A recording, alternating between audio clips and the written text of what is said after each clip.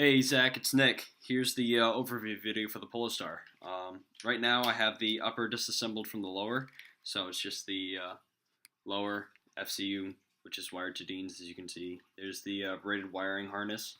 The FCU does function fine, perfectly fine. Here is a G&P 1200 milliamp 7.4 LiPo, which runs the FCU and any 7.4 that you have or don't have. I will be including two and a smart charger if you need it. Any 7.4 will basically run this FCU. As you can see right now, it's a shot, and then to adjust the settings, you press in on the little white dial here. Press in, it'll put it to safe mode, and then you can use the adjustment piece here to scroll through your settings and such. Then you just press it in again to set it back to shot mode. So that's that. Now, I've also done a hair trigger mod to this, so I've shortened the trigger pull quite a bit. As you can see, I don't know if you have any AEGs laying around your house or anything like that, but as you can see, the trigger is set back a little bit further than most AEGs, and I've just shortened it a bit. So I don't know how well you can hear this, but here's semi. Very short trigger pull. Here's auto, which I have set to 3-round burst.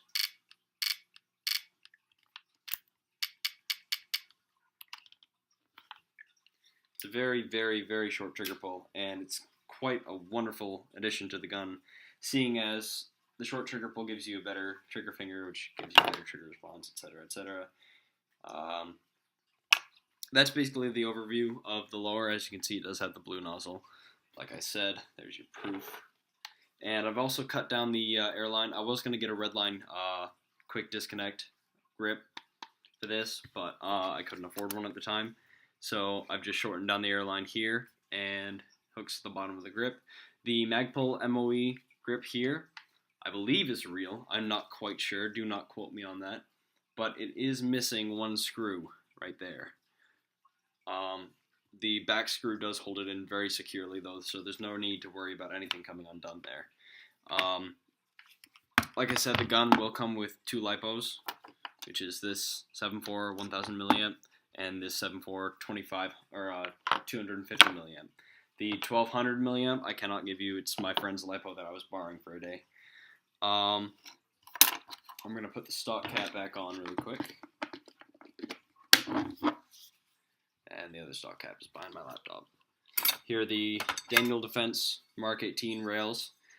These are pretty much new. They've seen, I'd give it about 24 hours worth of gameplay. But I went to a D-Day op with this gun, as well as a couple of game days. But otherwise, they were shipped to me brand new. I did not buy them new, but they were shipped to me brand new.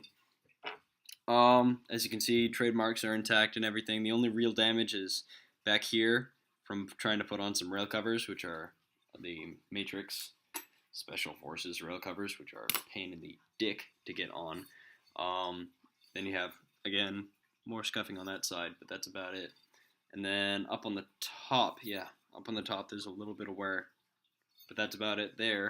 And on the bottom rail piece, as you can see, this one is pretty much brand new as well.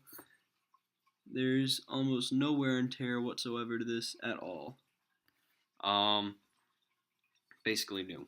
And it'll come with all the screws, all the mounting hardware, etc., etc., already attached to the gun. The upper, like I said, the body is a G&G Combat Machine polymer body. I did that because it keeps it really low weight, and it was cheap at the time, which is kind of what I go for, considering I really did not pay the full price for this gun. I got this for a hell of a deal. But the forward assist works fine, stays in place fine and everything. Charging handle does not work.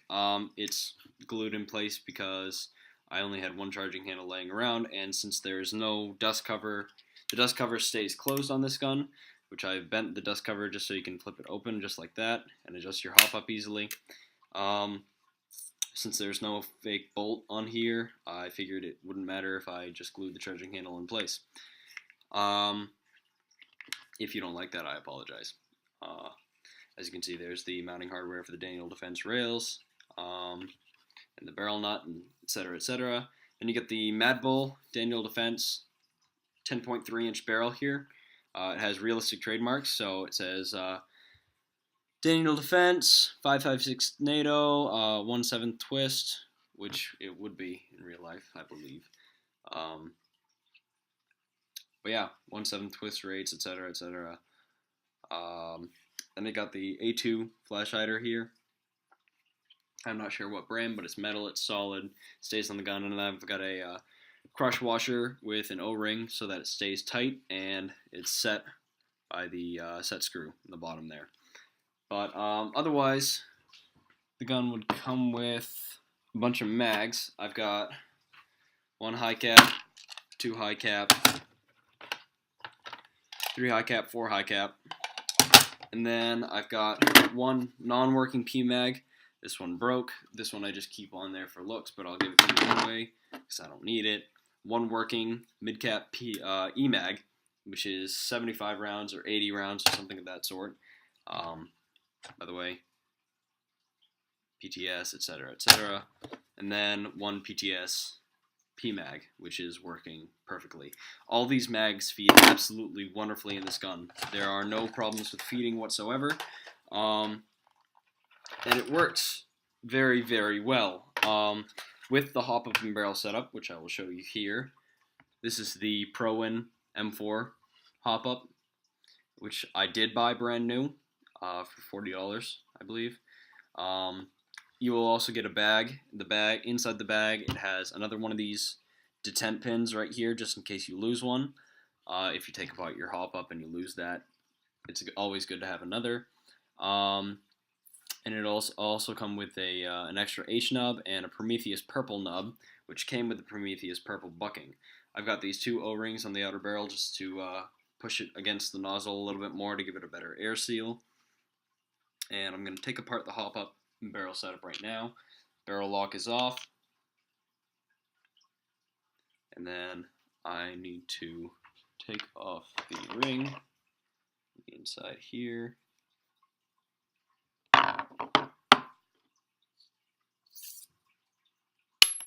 Locking ring, whatever you want to call it, brass washer.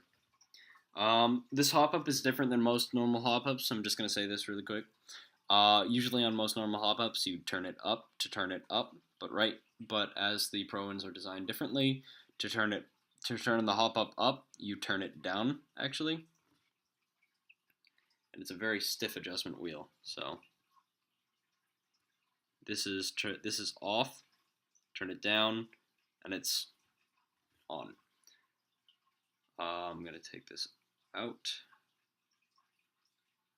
just to give you proof. Prometheus purple bucking here. And I don't know if you're going to be able to see this very easily, but I will try my best.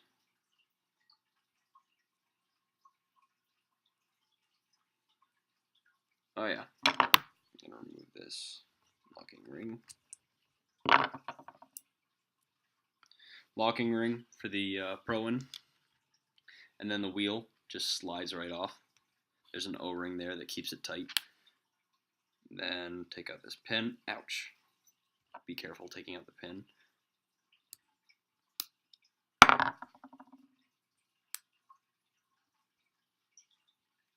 Pin's very tight in there. I'm gonna grab the only pliers that I have lying around, which are actually... Oh, never mind. I lied.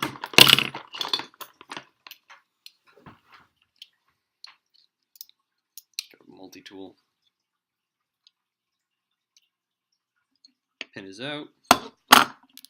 Then on here, I have glued the H nub so that it stays there.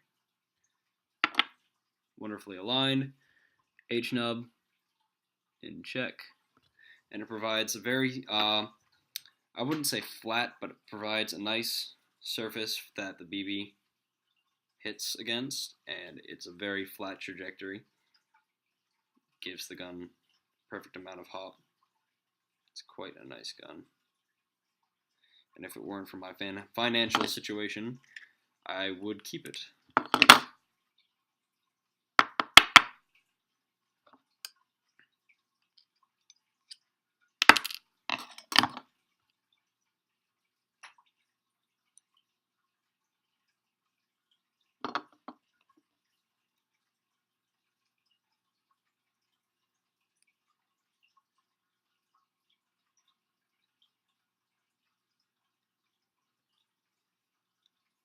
Anyway, I won't put this back together just yet.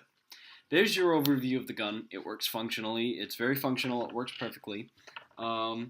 If I had an air tank and an air rig, I would show you and prove to you that it does in fact shoot correctly. But unfortunately, I was borrowing that and my friend has taken them back, so you do not get an air rig or an air tank with this gun. I hope you read the description of my post so you understand that. That's basically the overview of the gun and what it will come with. Thank you.